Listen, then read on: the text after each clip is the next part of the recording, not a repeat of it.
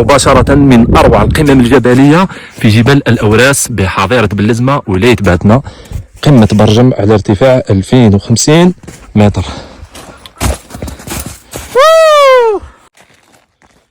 بالك صب عليه الجليد جمد خلاص. عنده 15 يوم اللي نصب هذا. لازم نمشيو هنا.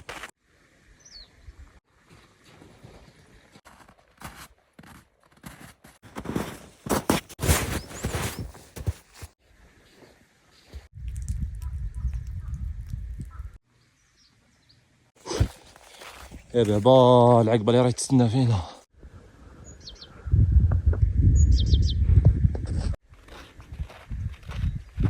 هذا يكون كش مطار راه مسكين هبط هناك كش ما يحوس على الماكلة.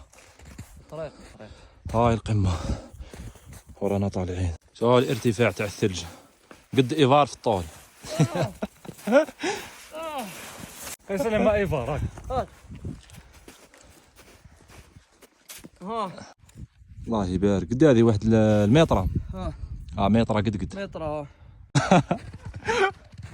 طيحوا إيفار.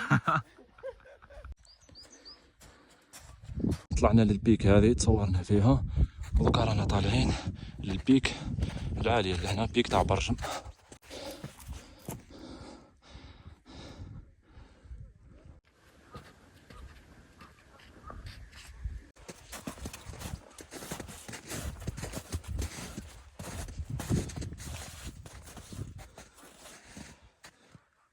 الحمد لله على نعمة الصحة والأمان.